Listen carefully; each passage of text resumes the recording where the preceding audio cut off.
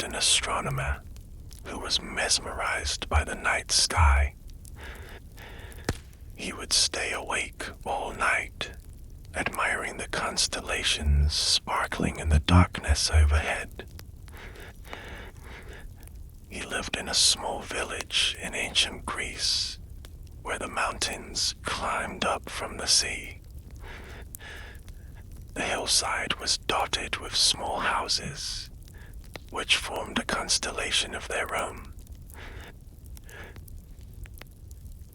But although he lived in a wonderful place, he had a singular passion. Once he was awakened to the beauty of the night sky, it wasn't long before the astronomer cared for nothing else. The astronomer lived in a squat white house, adorned simply with a bed, dresser, desk, and chair. He didn't need much else, because all he did in the house was sleep and record the constellations while sitting at his desk. He had no need for a table or chairs for guests, as he rarely entertained a single friend or relative. He had no time for such things when there was always more of the night sky to discover. What wonders must still lie above to help people navigate, tell the time, and read the seasons, he thought. In his dreams, all he saw were the stars. He wished he could float into space to get a better look at the pinpricks of light that made up his life's work. The little corner of Greece where he lived was blessed with clear skies, and the astronomer wanted to discover as much of them as he could. Each night he wandered further from the village, feet pacing over the rocky ground, to see the stars from different viewpoints. In the village, the townspeople farmed, gardened, and fished every day. All who lived there knew everything about everyone else. And so, the astronomer felt there was much more possibility in the heavens. Wanting to take full advantage of his nighttime strolls, the astronomer slept in the hot afternoon, while his friends and family enjoyed long meals together. At night, while they slumbered, he wandered the fields alone, climbing rolling hills and strolling on rocky paths, always gazing skyward. As dawn broke and the rest of the village was waking up, the astronomer would tuck himself away in the privacy of his home and write down his observations from the night before. Then he'd drift off to sleep, dreaming of the night ahead. He was so consumed by the world of galaxies, planets, and celestial bodies. All the most exciting things, the astronomer thought, happened at night. During the day, light illuminated all. But when the night sky took over, so much remained a mystery. It was a challenge to learn about it all. He watched the seasons pass through the stars, the landscape changing around him while he slept. Since he only went out at night, the astronomer never noticed the blooming of new flowers flowers in spring, or the sweet, earthy scent of autumn. Someone else had already learned all there was to know about everything on land, he thought.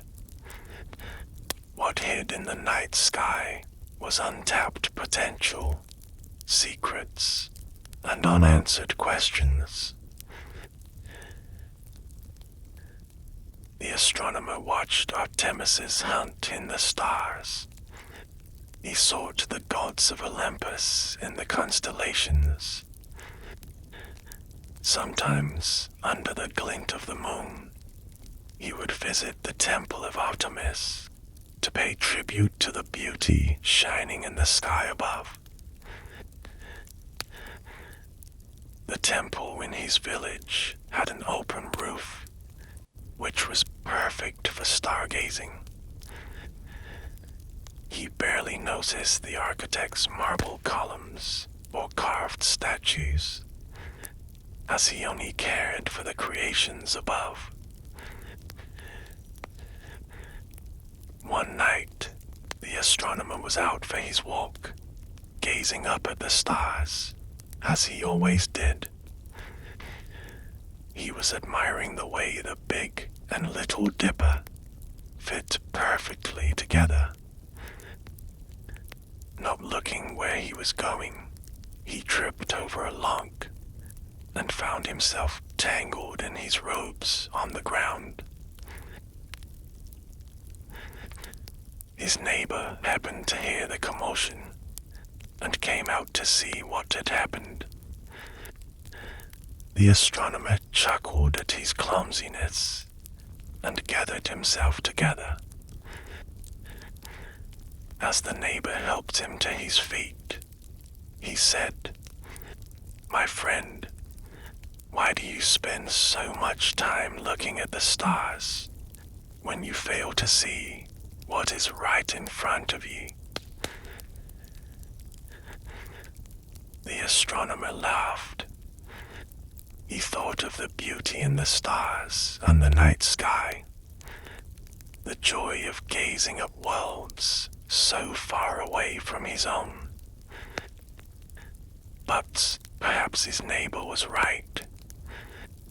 Maybe he spent too much time looking up at the sky, and not enough time enjoying what was given to him on Earth. The astronomer returned home, and for the first time since he was a child, fell asleep at night. He awoke in the morning to the town coming alive. The sounds of laughter and quiet chatter rolled in the warm breeze outside. At first, the astronomer felt gloomy. What had he missed in the heavens last night?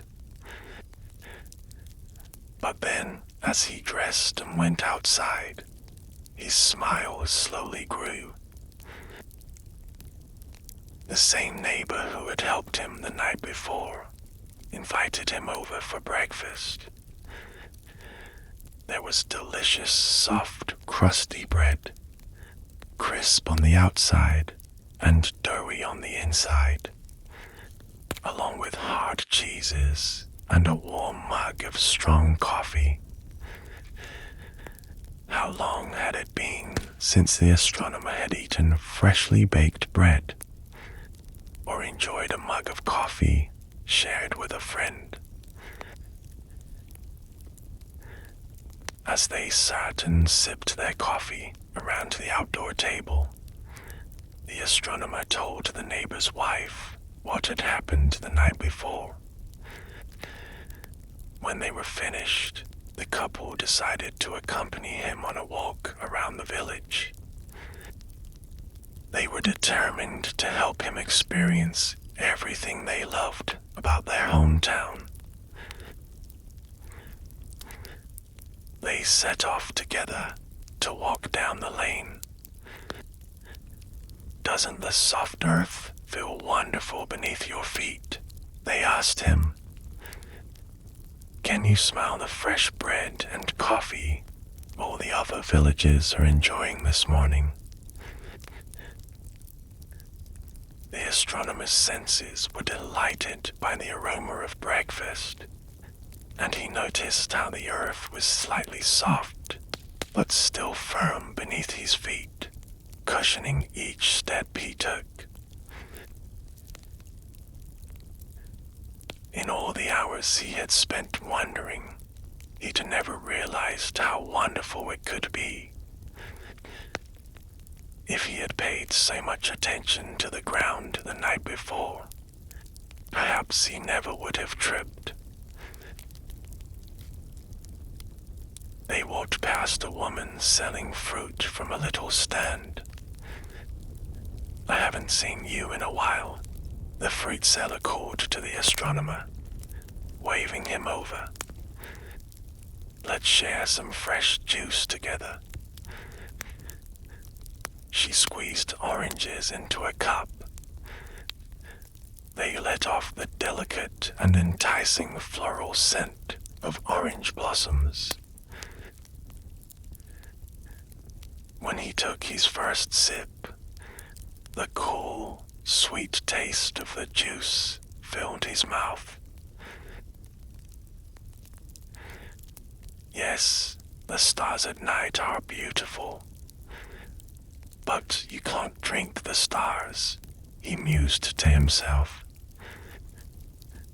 In that moment, the astronomer thought the glittering constellations only looked half as sweet as this earthly delight. When the neighbors told the fruit seller of their mission to help him see the beauty of the town, she said they must go and visit her niece's garden. For if you were enjoying the wonders on Earth, that was the best place in town to do so. "I'll show you the way," she said, closing up her stall in favor of a new adventure. As they walked down the lane, more and more of their neighbors came out to join them. They weren't used to seeing the astronomer out and about during the day, so they each had a spot they wanted to show him. The astronomer couldn't remember the last time he'd been around so many people. He had opted for the quiet of night rather than the noises of daytime. But now that he was truly listening, he could hear the music in his friends' voices. When the group arrived at the niece's garden, she welcomed them with open arms. "What an honor to have the great astronomer in my garden for the very first time," she said with a smile. Together, he and the townspeople admired the flowers. The niece pointed to a bunch of red blooms growing around a wooden archway. "These are special wildflowers, created by Aphrodite," she told him. The astronomer stood under the arch, admiring the red and green, mixing with the brown wood overhead. The flowers smelt piney and a little sweet. He enjoyed them immensely. Next, they looked at a patch of beautiful purple irises. When the astronomer peered at them closely, he could see the white circles surrounding the yellow center that gave the flower its distinctive name. They gazed at orange lilies and white orchids, immersing themselves in the fresh and fragrant air of the garden. When it was time to leave, the niece decided to join the rest of her neighbors on their walk around the village.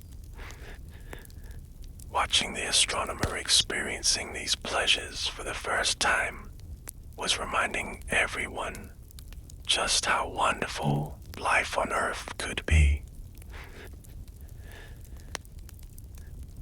The astronomer strolled in the middle of the group as they left the center of the village and continued down the road to the Temple of Apollo.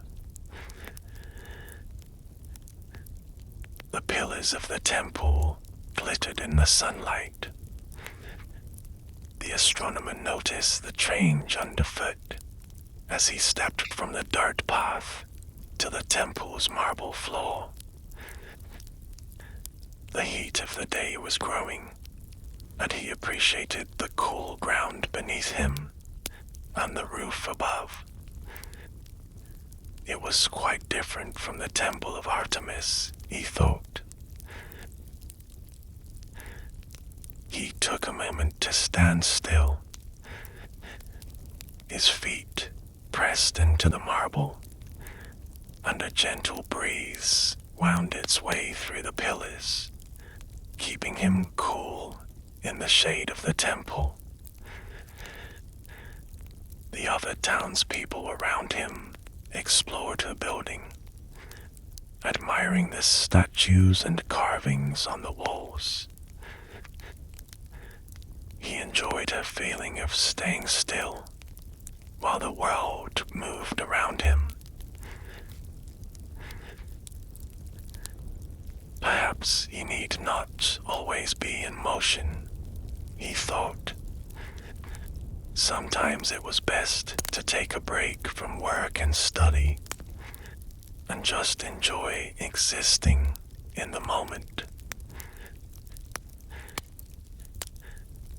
When he was ready, he walked slowly around the walls of the temple, admiring the details.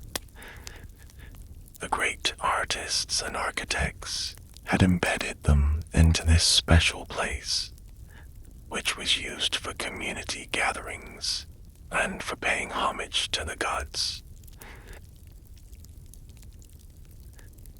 When the sun rose higher in the sky, the group left the temple and gathered in the shaded village square for lunch. They each shared what they had: soft cheeses, leftover bread from the morning, roasted barley, and juicy olives. The astronomer relished each burst of flavor in his mouth. Before, he had hurried through meals, stealing bites in between long periods of stargazing.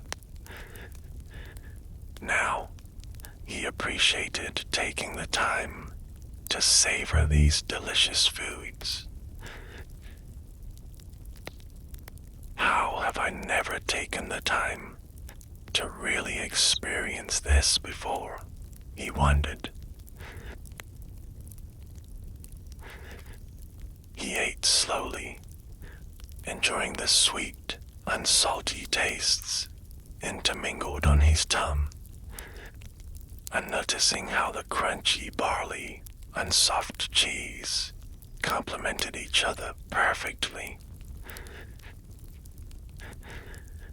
When they'd finished the main course, the fruit seller fetched a basket of her produce for dessert. The villagers drizzled the different fruits with honey, making them even sweeter and more decadent. The astronomer took a bite of each, delighting in the rich flavors. After the meal, the people lazily walked back to their homes for a nap. They waved goodbye to each other and promised to visit again soon. Sleep during the day was one thing the astronomer was used to. But when he got home and lay down on his bed, he couldn't fall asleep. Instead, he paid attention to the soft sound of his breath, moving in and out of his body. He listened to the gentle twittering of birds outside, accompanied by the soft buzzing of bees. Through the open window, he smelled the flowers in the garden. A light gust of wind brought in all the delightful aromas of herbs, spices, and greenery. He lay there, resting his body and using his senses to immerse himself in the world around him.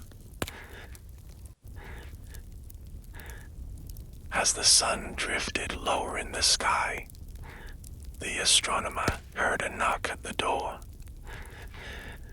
His neighbors had come to fetch him. There was one more thing they wanted to show him this evening. Together, they walked the winding path up the mountain next to the village. The path was narrower here, and the parade of townsfolk carried blankets and baskets on their heads. The evening breeze rustled the shrubs around them, and birds followed along above, wondering where the procession of villages was going. The astronomer watched the clicking heels of the woman in front of him and heard the footsteps of the man behind. His senses felt alive and heightened in a way he had never experienced before, even at night. When they reached a plateau, they spread out the blankets and unpacked the food. Looking around, he realized everyone had brought all of the finest things in their pantries. The farmer took out fresh vegetables and meats. The fisherman unpacked salted herring and calamari. Boiled eggs were sliced and passed around, and everyone shared wine from an ornate glass jug. The people talked and laughed, but the astronomer sat in silence, taking everything in. He listened to the stories of his new friends' lives that he had so often ignored before. He saw the way the trees swayed in the wind, casting shadows on the rocks dotting the mountainside. He could see the village below and the peak of the mountain above, and he enjoyed the aromas of all the different foods the people had lovingly prepared. Soon, the sun began to paint the sky in vibrant hues. In all the time the astronomer had sought the stars, he had never before appreciated their opening act. He had always waited for the sunset to finish and night to fall. But now the tea had slowed down. He could admire each shade of yellow, pink, red, and purple as the sun lowered itself sleepily behind the mountain's peak.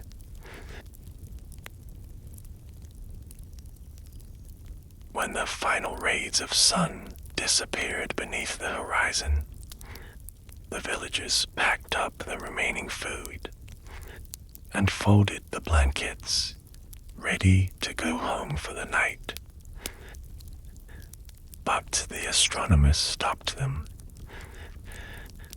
"Now, I have something to show you," he said.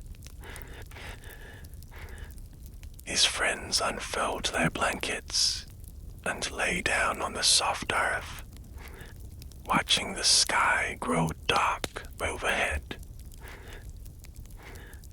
Glittering white and yellow stars began to poke through the darkness, delighting the villagers watching from below.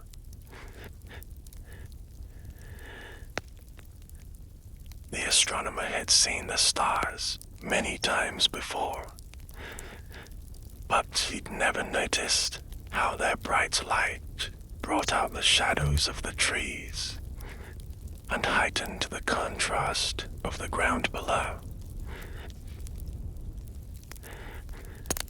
He lay back on his blanket, admiring each constellation as it revealed itself. One by one, he pointed them out to the villagers, who were appreciative to be sharing in his knowledge.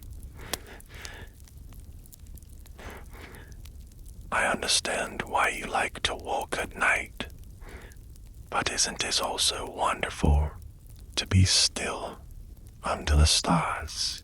his neighbor asked him. The astronomer nodded his head in agreement. He didn't always have to be searching for something new, when so much beauty revealed itself around him every night.